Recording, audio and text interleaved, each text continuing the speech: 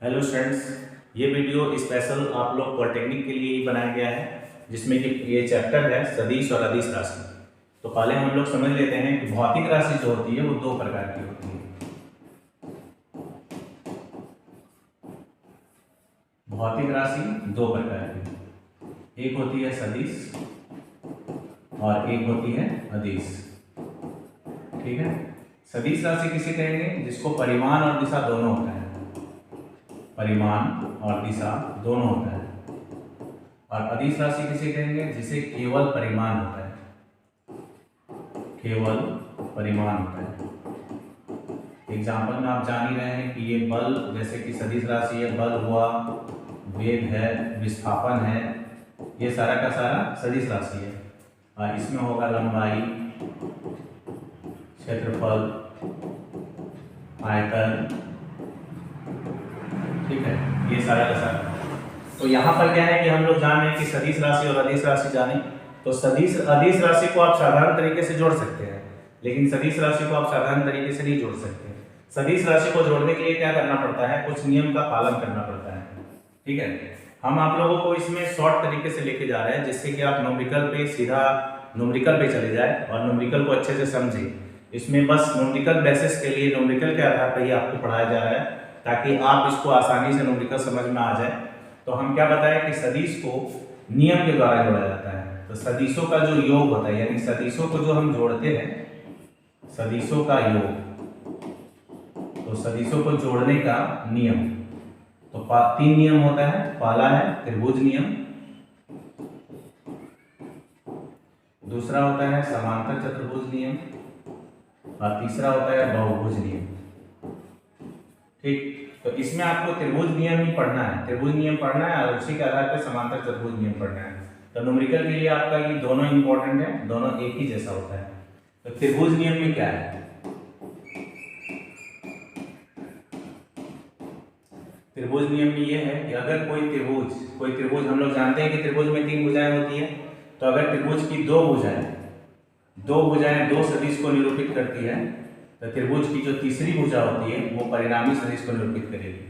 तो इसका फॉर्मूला हो जाएगा आर वेक्टर बराबर ए वेक्टर प्लस बी वेक्टर। तो ये परिणामी सदिश का हो गया सूत्र। अब परिणामी सदिश, चूंकि हम जान रहे हैं कि सदिश में दो चीज होता है, परिमाण और दिशा, तो अगर हम इस सदिश का परिमाण और दिशा निकालें तो उसके लिए हम लोगों को व्यंजक बताया जाता है। तो व्यंजक तो हम लोगों को यहाँ प्रूफ नहीं करना है, हम लोगों को तो बस समझ करके आगे बढ़ना है, इसलिए हम शॉर्ट मेथड से बता देते हैं। तो मान लेते हैं दो सदिश ए और बी है, इन दोनों के बीच कोण है थीटा, और ये परिणामी सदिश है। इस परिणामी सदिश का इस सदिश के साथ जो कोण है वो अल्फा। तो यहाँ परिणामी सदिश जो आर है, ठीक है, परिणामी सदिश, तो परिणामी सदिश का हम लोग दोनों चीज निकालेंगे। क्या निकालेंगे? तो परिमाण और दिशा चाहिए, क्योंकि सदिश है। तो परिमाण का फॉर्मूला होगा आर बराबर रूट ओवर ए स्क्वायर बी स्क्वायर 2ab और cos थीटा। परिमाण हो गया। उसके बाद दिशा के लिए हम लोग अल्फा लेंगे। अल्फा का होगा tan इनवर्स, यहाँ हो जाएगा b sin थीटा और a plus b cos theta, ये सूत्र। तो इस सूत्र से ये दोनों का परिमाण और दिशा इससे निकाला जा सकता है। समांतर चतुर्भुज का भी यही सूत्र होता है, दोनों में कोई ज्यादा डिफरेंस है नहीं। ठीक है, अब इसी सूत्र के आधार पे हम आप लोगों को बताएंगे इसका न्यूमेरिकल। ठीक है, इस चैप्टर का पॉलिटेक्निक के लिए।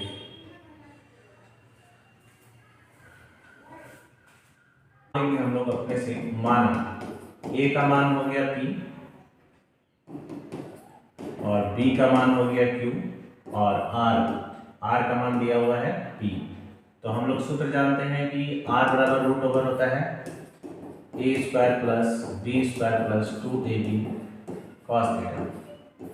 ठीक है, रूट को अगर हम इधर कर लें तो R स्क्वायर बराबर होगा a square plus b square plus 2ab cos theta.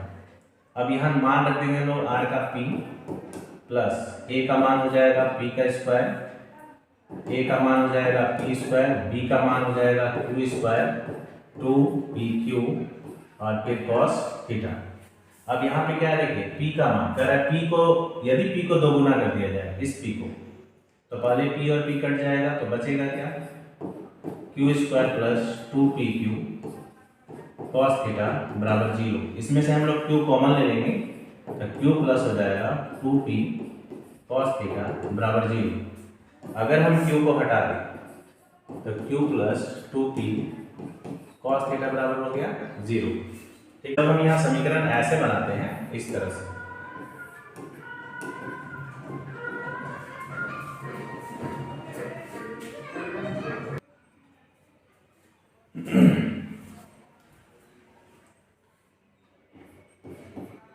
यदि यहाँ p होगा यहाँ q होगा तो ये परिणामी सदिश जो कौन बना रहा है अल्फा, तो p अगर यहाँ रहता है तो p के साथ कौन बनाएगा, तो जब p के साथ कौन बनाएगा तो फॉर्मूला इसमें होगा tan inverse p sin theta और फिर यहाँ होगा p plus q cos theta. इस जगह समझना जरूरी है, ठीक है। और अगर इसी फॉर्मूला में देखिए, इसमें क्वेश्चन है q के साथ, तो अगर हम q को यहाँ रखते हैं और यहाँ रखते हैं p को, तब जाकर के यहाँ जो कोण बनेगा इस जगह वो बनेगा q के साथ अल्फा। तो अब सूत्र क्या हो जाएगा, सूत्र में आप समझ रहे हैं कि यहाँ चेंज करना पड़ जाएगा, p के जगह रखना होगा q और यहाँ रखना होगा q और फिर रखना होगा p cos थीटा, ये सूत्र रहना है। तो इसमें से आप समझ गए कि अगर p के साथ कोण बनाता है तो ये सूत्र, और q के साथ कोण बनाया तो ये दोनों चेंज हो जाएगा। तो हम लोगों को ये वाला फॉर्मूला लेकर के चलना है इसके लिए, तो इसी फॉर्मूला से हम लोगों को बनाना है। तो लेते हैं, तो यहाँ अल्फा बराबर लिखेंगे tan इनवर्स और यहाँ लिखेंगे हम q sin थीटा, यहाँ होगा p नहीं, फिर होगा q plus p cos theta, ठीक है। तो फिर यहाँ लिखेंगे हम लोग tan इनवर्स, ऊपर में है q sin theta by q plus p के जगह कर रहे हैं 2 गुना करना है, p को 2 गुना करना है तो 2p और यहाँ होगा cos थीटा। तो देखिए q plus 2p cos theta का वैल्यू हो गया 0। तो यहाँ फिर हम लोग लिखेंगे क्या, tan inverse q sin theta और नीचे हो जाएगा 0। जैसे 0 देते हैं तो यहाँ होगा tan इनवर्स और अंदर का आंसर हो जाएगा 0। किसी भी चीज को अगर हम 0 से भाग देते हैं तो 0 से भाग देंगे तो आंसर आएगा नहीं, तो इन्फिनेटिव होगा। और tan इन्फिनेटिव जो वैल्यू होता है वो tan 90 डिग्री का होता है, ठीक है। तो आंसर हो जाएगा 90 डिग्री यानी कि पाई बाय 2।